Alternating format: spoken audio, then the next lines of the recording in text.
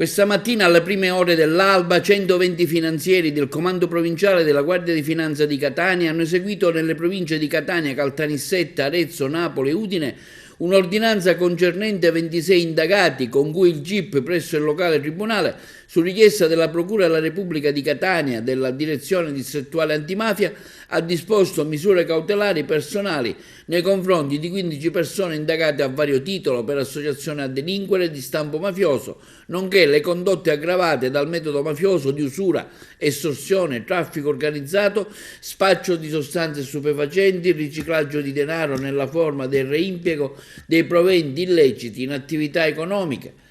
Il provvedimento cautelare su delega della Procura distrettuale etnea è stato eseguito nelle province di Catania, Caltanissetta, Arezzo, Napoli e Udine da finanzieri del Comando Provinciale della Guardia di Finanza del capoluogo etneo,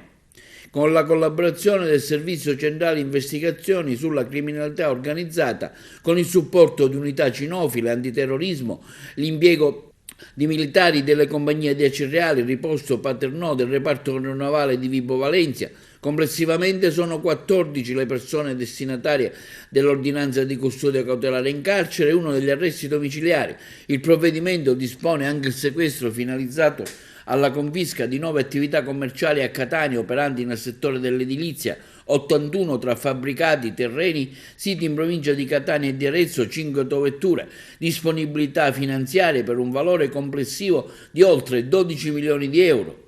Una delle attività più redditizie del sodalizio sarebbe stata l'erogazione di prestiti a tassi usurari inseriti in un sistema più ampio di reinvestimento dei proventi rivenienti dal traffico di sostanze stupefacenti, estorsioni, gioco d'azzardo. Le indagini sarebbe inoltre individuato l'esistenza di una cassa comune del sodalizio in cui far confluire i proventi delle attività illecite a cui attingere per supportare economicamente gli affiliati, detenuti o ex detenuti da poco usciti dal carcere con le relative famiglie, sostenendole per le spese di viaggio in occasione di trasferte per i colloqui, erogare stipendi, pagare onorari degli avvocati difensori.